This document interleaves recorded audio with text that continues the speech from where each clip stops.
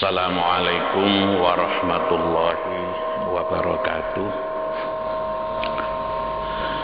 Bismillah, alhamdulillah, wassalatu wassalamu ala rasulillah Muhammad ibni Abdillah wa ala alihi wa ashabihi wa mawalah, wala hawla wala quwwata illa billah.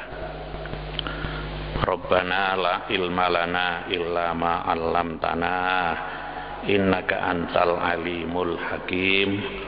Rabbana wa tub 'alaina ya maulana innaka antat tawwabur rahim. Amma ba'du.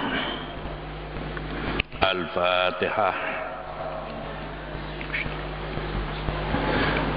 Bismillahirrahmanirrahim. Alhamdulillahirabbil alamin arrahmanir rahim. Iyyaka na'budu wa iyyaka nasta'in. Ihdinas siratal ladzina an'amta 'alaihim. Para bapak, para ibu, jamaah sekalian rahimakumullah. Mari materi pengajian kita lanjutkan, yaitu masih tentang masalah hubungan antara manusia dengan sesama manusia di dalam kehidupan sosial, di dalam kehidupan masyarakat. An Muawiyah bin Jundub radhiyallahu an qala qultu ya Rasulullah ma haqqul jari ala jari qala in maridha uttahu wa in mata syayya'tahu wa in istaqradaka aqradtahu wa in a'waza satartahu wa in asobahu khairun hanna'tahu wa in asobathu musibatun azzaitahu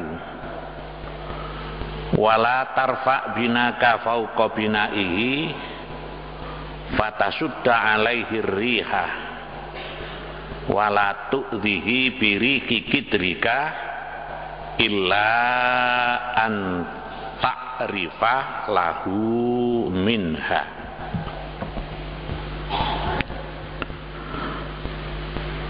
Muawiyah bin Jundub berkata, ya Rasulullah, apakah kewajiban tetangga terhadap tetangganya? Jawab Nabi Sallallahu Alaihi Wasallam, jika sakit Anda jenguk, jika mati Anda hantar jenazahnya, dan jika meminjam uang Anda pinjami, dan jika kekurangan Anda tutupi, dan jika mendapat kebaikan Anda beri selamat, dan bila ditimpa balak atau musibah Anda hibur. Dan jangan meninggikan bangunanmu di atas bangunannya sehingga menghalangi datangnya angin kepadanya, dan jangan diganggu dengan bau masakanmu kecuali kamu memberi hadiah kepadanya dari masakan itu. Ya. Islam itu adalah memang agama yang realistis, ya, sesuai dengan keadaan kehidupan manusia, ya. Nah, Rasulullah Shallallahu Alaihi Wasallam waktu ditanya apa kewajiban tetangga terhadap tetangga yang lain dalam kehidupan masyarakat, ya. Nabi menjawab, yang pertama, in marido uttahu, apabila tetanggamu sakit maka jenguklah, ya. Jadi menjenguk orang sakit itu termasuk ibadah. Itulah yang disebut dengan ibadah sosial, ya. Jadi kalau kita punya tetangga sakit, kita hendaknya menjenguk. Apakah sakitnya di rumah, apa di rumah sakit, atau di mana saja misalnya, ya. Kalau itu tetangga kita, kita harus menjenguk, ya. Menjenguk orang sakit itu juga ada tata caranya, ya. Misalnya kita datang ke tempat orang sakit, yang pertama ya kita memberi salam, kan, ya. Nah, setelah itu menanyakan keadaannya, ya nopo kabari, gitu, ya. Ya, harus tanya-tanya, omong-omong, mendoakan, ya. Nggih, muga-muga dipun paringi waras kali Gusti Allah. Sedaya penyakit niku wonten obati, lho, gitu, ya. Jadi sifatnya orang nyambang orang sakit itu harus membesarkan hati orang yang sakit, ya. Karena ada hubungan antara kejiwaan dengan fisik. Orang sakit itu kalau seneng itu gampang sembuh, kan, ya. Itu yang bilang itu seorang dokter, gitu, ya. Jadi kalau ada orang sakit, hatinya selalu seneng, itu sakitnya cepat sembuh. Tapi kalau orang itu sakit susah tok, wah ini penyakitnya tambah parah. Ya, kan itu di rumah sakit itu kan diberi televisi, gitu, ya. Tapi ini yang kelas ini, ya, itu kan maksudnya dihibur supaya hatinya senang. Jadi orang yang datang menjenguk orang sakit itu harus memberikan rasa senang, ya, begitu. Jangan ngomong-ngomong yang nantinya itu bisa membebani pikirannya, ya. Jangan ngomong-ngomong kepada orang sakit yang enak-enak. Sakit nopo sampean? Masya Allah, kula niki sakit, kula niki nggih dodo niki ndrodok ngoten. Lek bengi gak iso turu. Nggih. Pun diobati dereng waras-waras. Nggih, sampean ngomong ya napa? Nggih, muga-muga mawon sampean sing sabar. Lho, gitu, ya. Sedaya penyakit niku wonten obati, ngoten nggih. Sing sabar kali nyuwun teng Gusti Allah. Lho, gitu. Itu namanya adalah membesarkan hati. Sampeyan lara napa sampeyan? Masyaallah, dodo kula niki ndrodok. Lek bengi gak iso turu. Nggih, senggang kanca kula sakite kaya sampeyan ngoten. 3 wulan mati. Nah, itu namanya apa? Membebani pikiran, ya. Begitu itu yang jadi kita besarkan hatinya. Nah, itu yang menghiburnya itu ya termasuk sedekah, nyambangnya itu ya termasuk sedekah. Oleh-oleh itu nomor 2, oleh-oleh itu, ya. Kadang-kadang ini kalau ibu-ibu itu nyambang orang sakit, kalau tidak ada yang dibawa biasanya tidak situ nyambang, gitu, ya. Lain dengan bapak-bapak, ya. Nah, itu kan termasuk apa namanya, ya, Yang penting kan nyambangnya begitu. Adapun oleh-olehnya itu adalah itu nomor 2. Malah kalau menurut saya yang baik orang nyambangi orang mati itu bawa uang, itu yang paling baik ya. Kalau nyambang orang sakit itu yang baik itu bawa uang. Kenapa? Kalau diberi makanan itu wong yang sakit itu loh tidak begitu suka makanan ya. Diberi buah-buahan, diberikan di istana buah yang bagus-bagus, ya tidak dimakan ya. Roti tidak dimakan karena sakit. Biasanya dibawa pulang nih kalau sing nunggu itu kan begitu ya. Nah, kan lebih baik kan apa ya, diberi uang itu malah lebih fleksibel ya loh. Bisa untuk kepentingan-kepentingan yang lain. Jadi ini lah, orang yang sakit ini kalau kita kembali kepada hadis yang lalu, yang namanya tetangga itu baik dia muslim maupun non muslim ya loh. Kenapa? Karena dia sebagai tetangga. Nah, walaupun non muslim kita wajib menghormati tetangga ya. Mangkana yu'minu billahi wal yaumil akhiri fal yukrim jarohu. Jadi tanda-tanda kuatnya iman seseorang yaitu apabila orang itu mau menghormati tetangga. Tapi ya memang kadang-kadang ada orang itu yang cuek dengan tetangga itu ya, tidak begitu ngereken dengan tetangga. Ini termasuk apa? Tanda-tanda bahwa orang itu imannya tipis gitu ya. Memang kita bisa merasakan nikmat hidup dalam masyarakat itu manakala kita ini baik dengan tetangga. Tetangga itu kalau sudah baik itu katanya orang Jawa ngalang-ngalai dulur. Oh ya, ngalang-ngalai dulur ya. Jadi kalau orang baik dengan tetangga, insya Allah tetangganya akan baik dengan kita ya. Nah, ini kewajibannya satu ya.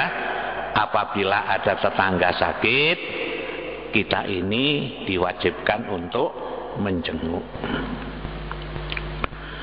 Wa in mata syayya tahu. Apabila tetangga kita meninggal, kita hendaknya mengantarkan jenazahnya sampai ke kuburnya. Kalau kita berbicara tentang masalah meninggal, ini kalau tetangga kita itu muslim ya, maka kita wajib takziah. Takziah ini isinya 2, 1 mensolati, yang kedua mengantarkan jenazahnya ke kubur. Tapi kalau misalnya tetangga kita itu non muslim ya, maka takziah kita itu adalah mengantarkan jenazah ke kubur ya. Kita tidak boleh mensalati. Karena apa? Karena berbeda keyakinan. Ini jelas.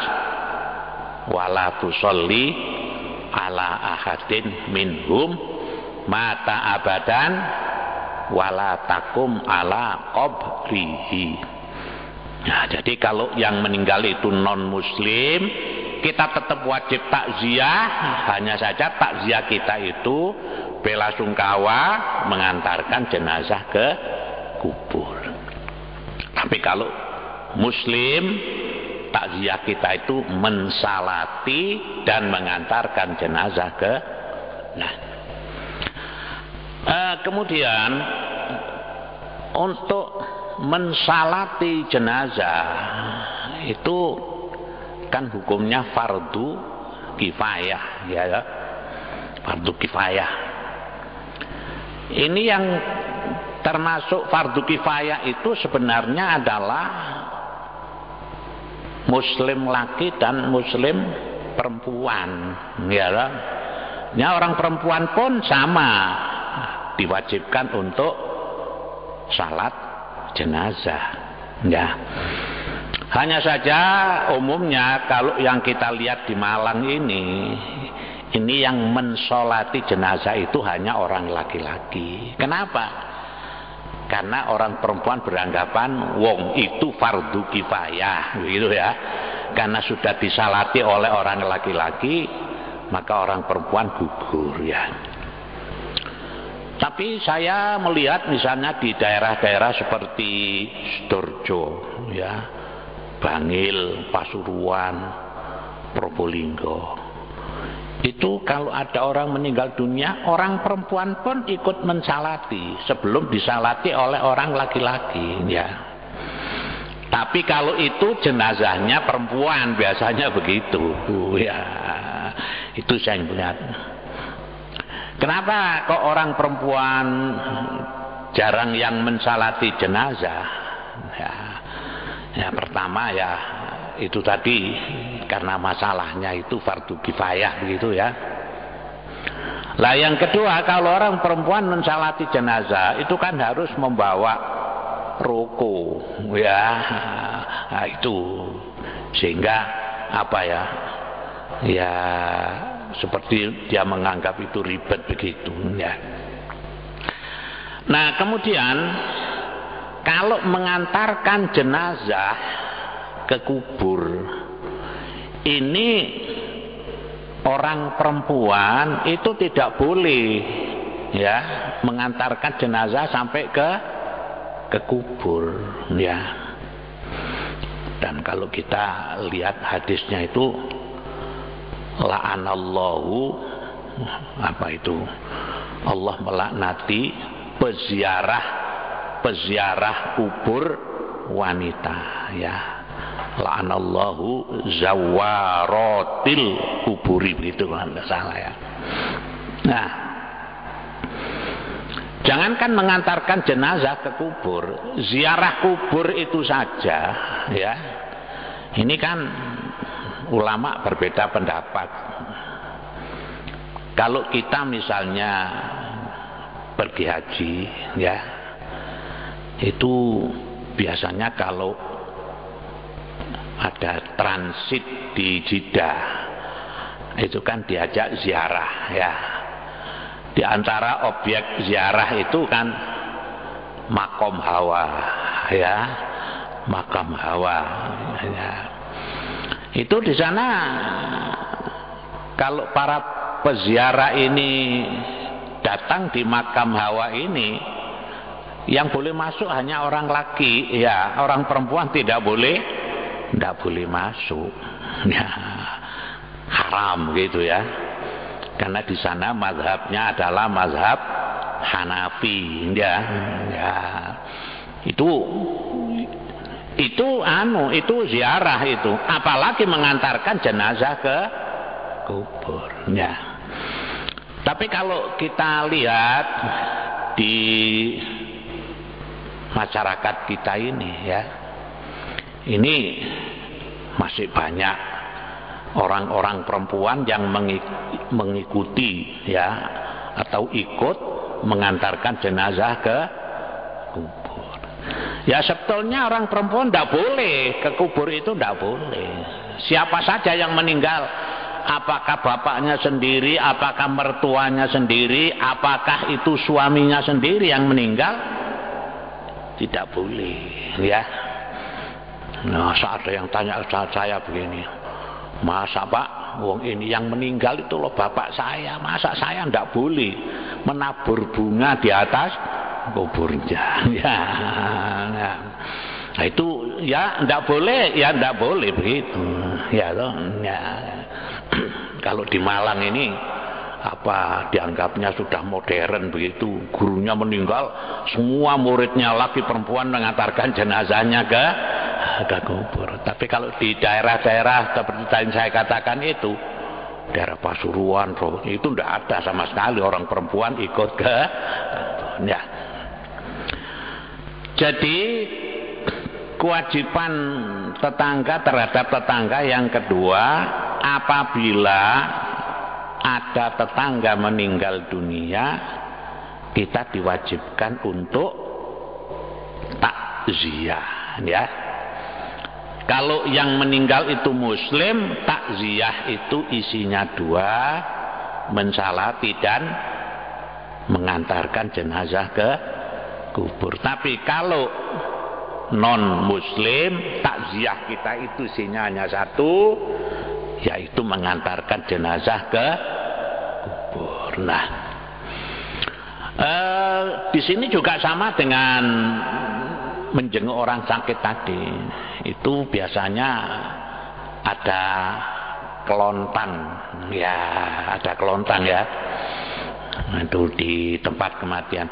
Itu maksudnya apa? Itu kan memberikan bantuan kepada sohibul musibah ya, kepada keluarga yang ditinggal mati ya. Itu sama, itu fungsinya itu kan juga fungsi sosial, itu sedekah. Kalau di Jakarta itu namanya angpau ya. Dulu pernah Pak Lek saya itu meninggal ya di Jakarta. Oh, dia memang orangnya artinya punya jabatan gitu ya. Lah pangkatnya brigadir jenderal. Jadi kan orang yang itu kalau yang meninggal itu orang yang pangkat, orang punya jabatan, itu malah angpaunya tambah besar-besar. Padahal itu kira-kira 15 tahun yang lalu. Itu setelah selesai pemakaman waktu itu ya, itu angpaunya dihitung oleh anaknya dapat 120 juta. Oh ya. Nah ini untuk keluarga ya. Nah, kalau kita di Malang ini ya ada angpau itu kelontang-kelontang itu ya, tapi kecil sekali itu ya.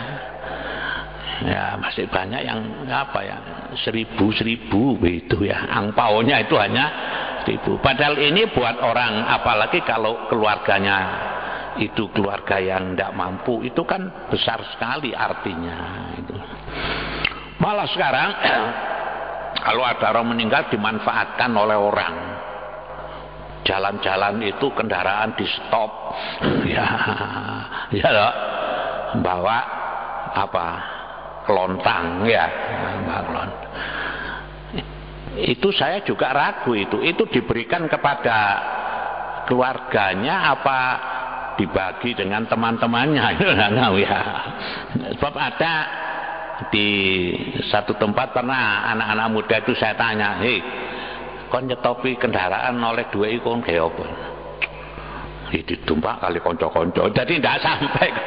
Jadi ini diperalat, memanfaatkan orang mati untuk mencari uang ya itulah ya. Kalau negara belum makmur itu ya apa saja kesempatan dipergunakan untuk cari uang. Seperti kemarin itu sekitar jam 9 nggak salah itu, saya itu dapat tamu orangnya ya sudah agak tua, jenggotnya sudah putih, berwarna putih, pakai serban ya, terus dikawal oleh satu orang. Assalamualaikum. Waalaikumsalam. Ya, monggo pinara. Panjenengan saking pundi? Kula saking Bangil. Bangil pundi? Nek Bangil mawon kota kula ro. Oh, kula Bangil desa, Pak. Ya, mungkin sih. sampean kok sumerap kula padahal panjenengan daleme Bangil desa. Kula niki mboten kenal sampean. Tapi sing nduduhaken kula kerentek ati kula teng sampean niki Gusti Allah. Nggih. Pertama yang memberi pengantar itu ini, pengantarnya ini ajudannya itu ngomong-ngomong kula niki nggak ada proyek bangunan. Wah gitu, cerita macam-macam. Oh, sampean golek dana, nggih. Terus mestine lha golek dana wonten surate, wonten gambare ngoten lho Pak. Wah, saya bilang, oh mboten usah pun kula niki lillahi taala mawon. Loh, gak nggawa surat kok lillahi taala, kula niki bingung. Kula niki lillahi taala mawon. Ngomong mat-mat. Saya bilang, kok umpama sampean niki nggawa surat proyek niku wonten gambare, kula nggih saged melok-melok bantu. Lah lek ngeten iki Pak, terus terang mawon, masyarakat iki kasa sing ragu Pak, curiga. Nggih. Loh, saya bilang begitu itu yang pengawalnya tadi. Nggih pun sampean mboten nyumbang mboten napa-napa. Muli, assalamualaikum. Loh ya apa iki? Nah, nyatanya ini juga sama ini Pak. Jadi sing serbanan mang iku daden-daden. Daden-daden. Jadi kolo-kolo iki dadi kiai ini, kolo-kolo dadi supire gitu ya. Nanti pada saat sopirnya ini, pengawalnya ini pakai serban. Tujuannya apa? Ya proyek itu untuk mencari. Ya begitulah ya. Ya karena negara kita ini masih belum negara kaya, jadi masih termasuk ke golongan negara miskin. Jadi orang cari uang itu macam-macam. Ya begitu itu. Saya kedatangan orang seperti begini tidak satu kali, beberapa kali. Yang saya pikir ya itu, lah kok tahu, loh gitu ya. Kalau ditanya, saya ini tidak kenal sampean, tapi saya datang sini ini diberi petunjuk Gusti Allah. Terus dia bilang, sampean purun kula dongaaken. Nggih purun mawon. Wah ditungakno tuwa. Ditungakno tuwa ya. Nah, itu kita kembali kepada pokok persoalan tadi ya Pak ya. Jadi kadang-kadang itu orang mati juga dimanfaatkan untuk mencari dana gitu ya. Ya saya setuju saja itu mencari dana, tapi kembalikan kepada sohibul musibah. Memang kadang-kadang ada orang yang punya satu keyakinan ya, itu bahwa kalau ada orang mati, sedekah itu merupakan satu kesempatan yang baik untuk hidupnya. Saya pernah kan pergi dengan itu Hajah Leoni Fatimah ya, yang putri wong Kamfu itu kan ahli peramal ya. Itu pernah dulu saya ke Jakarta rombongan dengan dia dan suaminya begitu Om. Itu kalau di tengah jalan ada orang mati, Ci apa? Dompetmu bukaan, jadi begitu ya. Suruh buka dompetnya, dibuka tok, gak apa katanya bawa rezeki. Jadi mulanya kalau ada orang mati suruh buka dompet. Nah, saya bilang gini tidak keliru Kenapa? Dompet dibuka duit iku jupuken kekno nanggone keluargane. Masa dibuka tok. Iya sih, ini menimbulkan rezeki ya. Itu ada satu keyakinan begitu ya. Wa inistaqradaka aqradtahu. Apabila tetanggamu itu utang, maka hutangilah. Enggak. Ya sekarang ini juga begini Pak. Orang utang itu memang ada yang tujuannya utang tidak nyaur, ya. Ada yang betul-betul utang karena kepepet, ya, itu begitu, ya. Nah, bagaimana untuk tetangga kita yang utang? Ya, kita ini anu saja, husnudzon. Kalau kita punya uang lebih, siapapun yang utang, utangilah, ya, diutangi. Balas syukur-syukur, diutangi, tidak usah nyaur, gitu ya. Ya. Tapi kalau saya saring-saring di kampung ini, ya, orang utang itu ya ada dua macam itu. Ada orang utang yang memang tujuannya betul-betul utang. Kula niki butuh duit, nggih, butuh duit. Niki kangge niki pun pokoknya sak wulan kula bayar. Yang begitu yang tepat waktu juga ada, kan? Jadi 1 bulan dibayar. Ya. Tapi yang utang bulet ya ada, ini utang bulet. Ya. Ya, memang begitulah manusia itu. Kalau utang suaranya kan halus ya. Kula niki nah butuh duit halus utang ya. Tapi lek ditagih bulet ya itu gaya begitu itu ya.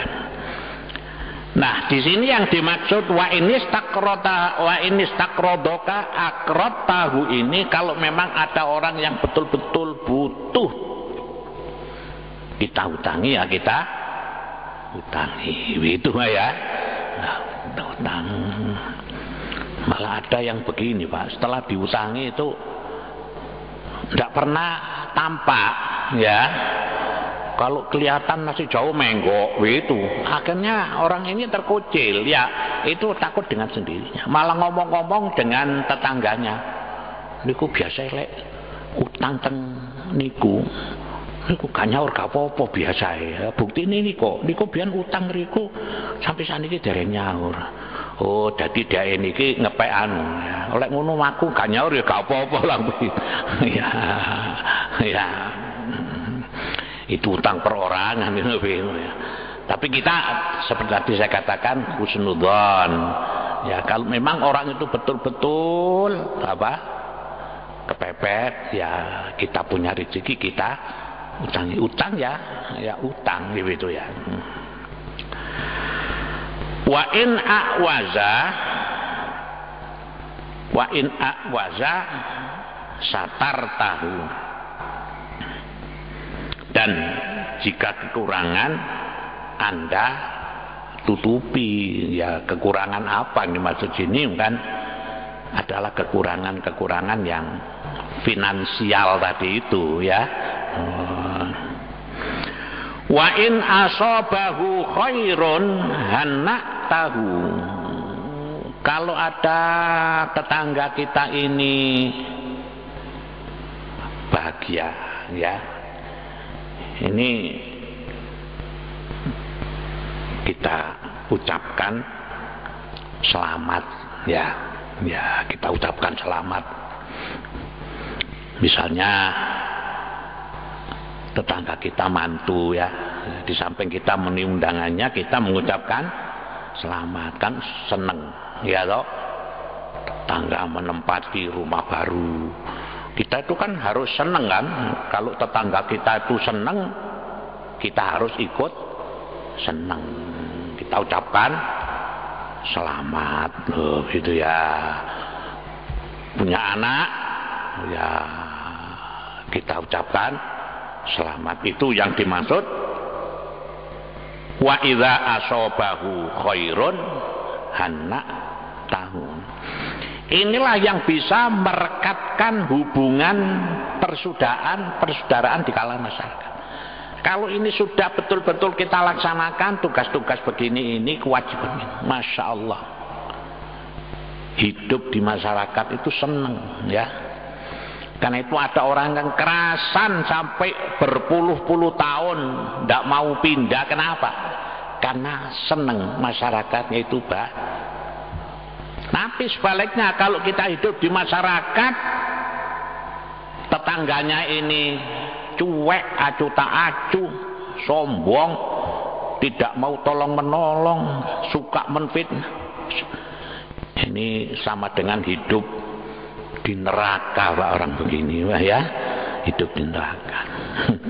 Saya dulu punya teman ya, dia beli rumah, tapi ya itu beli rumah ya menurut dia rumahnya bagus, memenuhi syarat ya, di tengah-tengah kampung gitu ya. Tapi 1 tahun ndak kerasan, wis didolai wis omahe ndak kerasan, fitnah tok. Di kampung itu fitnah tok ya, sudah ndak kerasan. Akhirnya tawak-tawak omahe wis didol murah. Pokoknya payu, selak gak kerasan. Loh, itu kalau hidup di dalam satu masyarakat yang di sini itu tidak bisa melaksanakan kewajiban bertetangga ya. Kemudian wa in asobathu musibatun azzaitahu, kalau tetangga kita ini dapat musibah, kita hibur ya, kita hibur ya. Hiburannya itu apa maksudnya ya, ya dilihat kesusahannya, kesusahan apa kan gitu ya, apa kematian, apa sakit, apa kobongan ya. Ya bayangkan ya, kalau kita melihat di televisi itu ada satu kampung kobong semua ya, tidak ada satupun benda yang bisa diambil habis. Kita bisa bayangkan orang ini semuanya habis, tidak punya apa-apa, hanya tinggal pakaian yang nempel di badan. Orang begini kan susah ya, sama dengan kena korban Merapi, korban Wasior, korban Mentawai, itu kita bisa bayangkan bagaimana ya. Lah kalau begini semua sak desa susah kabeh ya, tolong menolong apanya ya, orang luar seperti kita ini yang harus mempunyai simpati kepada. Wala tarfa binaka fauqa binaihi fatasudda alaihi rih.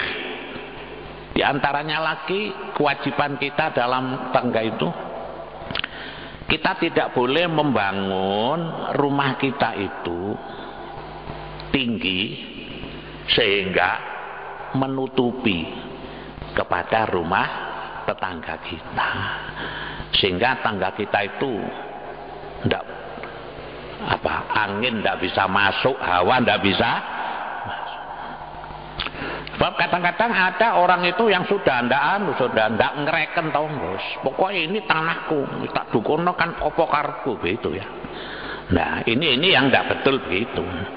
Jadi kalau misalnya mau bangun rumah ini nanti kira-kira nutupi apa ndak gitu ya, itu izin ya, kan perlu izin kepada tetangga. Kalau tetangga itu izin kan enak, seneng kan gitu ya, sama-sama legowo, itu seneng daripada masyarakat. Wis pokoke iki tanahku tak dukono, gak ngomong apa-apa, akhirnya cendelone tonggo ketutupan malih peteng lah. Ini yang tidak benar begitu. Wala tu'zihi biri kidrika illa anta'rifalahu antagrifalah. Kita ini jangan menyakitkan hati tetangga karena masakan kita gitu ya. Misalnya sampean tuh bakar sate ya, itu jangan sampai tetangga sampean itu mambu sate lek pancene gak iso ngeteri ya gitu.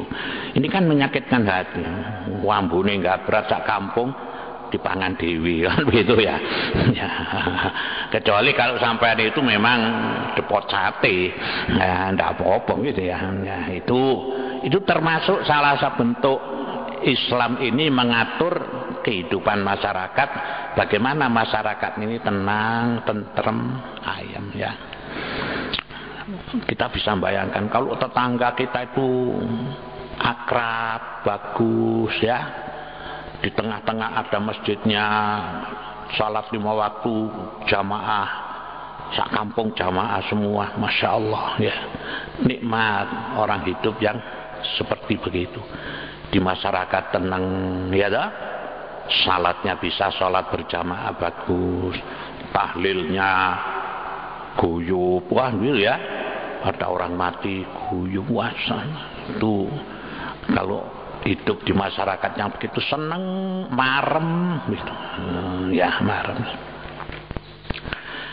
Saya pernah ya nyambangi teman di Jakarta, di dekat pertokoan Glodok.